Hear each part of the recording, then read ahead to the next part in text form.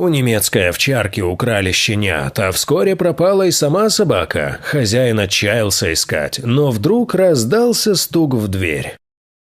Мужчина обнаружил, что у него украли породистых щенков немецкой овчарки, а спустя день и сама собака пропала. Юрий проживал в поселке городского типа Подомском. У него была любимая питомица – немецкая овчарка по кличке Алая. Она была уже взрослой собакой, и хозяин разводил породистых щенят для продажи. Но однажды в их семье случилось неприятное событие. У Алаи были щенки, которым уже исполнилось 2 месяца. А один малыш отличался необычно длинной шерстью, рассказывает Юрий на форуме. В этот день мужчина на весь день уезжал в город, а вернулся лишь темным вечером. Когда он зашел во двор, то овчарка тревожно скулила и не находила себе места. Оказалось, что щенков украли. Утром Юрий хотел расспросить соседей, но обнаружил, что Алая тоже исчезла. Пораженный горем мужчина 2 суток искал овчарку и щенят, но поиски не увенчались успехом. Хозяин совсем паник, но вдруг в его дверь постучали. Пришла обеспокоенная соседка, которая сообщила, что случайно увидела на сайте объявление о продаже щенят. Но один отличался от всех остальных и имеет длинную шерстку. Юрий узнал своих овчарок и решил представиться покупателем. Когда он пришел по нужному адресу, то увидел, что его Алая преданно сидит под забором как раз этого дома. Стало ясно, собака по запаху нашла своих малышей. Но чтобы не спугнуть мошенников, мужчина сообщил в полицию, и сотрудники помогли безопасно забрать щенков. К счастью, за это время кормящая мама собака не успела пострадать от мастита. Юрий понял, как сильно любит Алаю, а 2 дня, проведенные в разлуке, показались ему вечностью.